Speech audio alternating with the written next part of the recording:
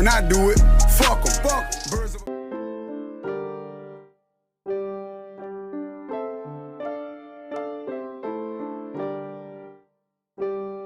My boyfriend and I bought a $2.4 million condo before getting married. Why? Timing. Mortgage rates were near rock bottom, the sellers had already moved out, so we knew they wanted to sell quickly, and we were going to get one of the last COVID deals in New York City. And trust me, everybody told us don't buy property together until you're married. But what they should have really said is don't buy property with anyone without the proper legal guardrails in place. To protect us both, we worked with our lawyer to draft a co-ownership agreement that stated we were going to be 50-50 partners in this condo. Additionally, we wanted to be joint tenants with rights of survivorship, aka if one of us were to kick the bucket, 100% of the home would go to the surviving partner. Some other folks prefer to be tenants in common, meaning if they were to kick the bucket, their half would then go to their estate, likely their parents or their offspring. This is all to say, don't feel like you need to delay life milestones just because there's an order things should be done in. I'm not delaying my financial future or my dream home for an overpriced joint birthday. So market correction is essentially just a really, really fast change in the price of any one security or an index. And there's actually not one specific definition, but it's generally understood to be a 10% decrease or more in price. Corrections can last days to months to even longer. And while they can be scary, they're also a healthy part of the financial ecosystem. They help adjust overvalued asset prices, and they're a really good buying opportunity.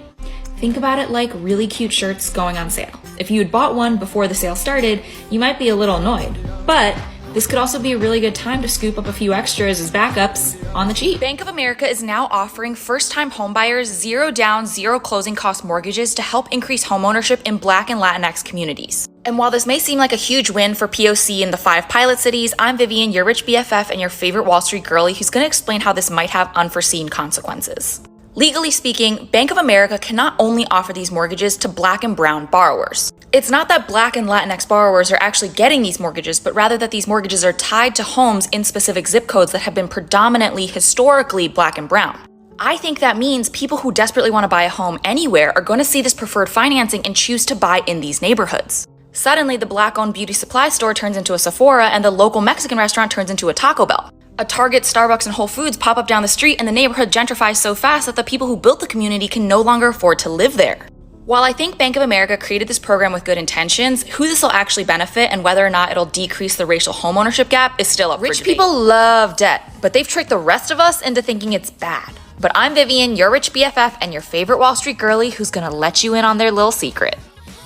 Hi, I'm Jennifer Lopez. I want to buy this home. Cool. I sell houses. Do you guys want to put in an all-cash offer? Ew, no, what? We're getting a mortgage. Why? You guys have a combined net worth of $500 million. You could easily afford this $85 million home. Right, we could, but we're not regular people. When the poors borrow money, it's called debt and we shame them. But when rich people like us borrow money, it's called leverage. Why spend mine when I can spend yours? I can buy this house with a 20% down payment and low interest loan from the bank. That way I can keep all of my money invested and growing my wealth. Not all debt is bad. Let's talk about the relationship discount when getting a mortgage because this is the most gate-kept rich person thing ever. For background, my boyfriend and I bought a $2.4 million condo and our interest rate is only 2.125%. A huge part of why our mortgage is so low is because we leaned into something called the relationship discount. Essentially, many banks will give you a discount on your mortgage rate if you agree to park a certain amount of cash and assets with them ahead of closing on your home. To find a specific bank's relationship discount policies, just Google relationship discount mortgage and then the name of the bank. Here's Citibank's as an example. What this means is that if you have $50,000 or more in cash and assets at Citibank at the time of closing on your home, they'll take 1/8 off of your mortgage rate. And as you can see, the list keeps going down and they'll take up to 5/8 off depending on how much cash and assets you have. Banks do this so that they can win all of your other business in addition to being your mortgage provider. So make sure you take advantage. You can follow me for more financial education. Some people are waiting around for a housing market crash to buy, but you know that's not likely because you follow me, Vivian, your rich BFF, your favorite Wall Street girlie who can break it down.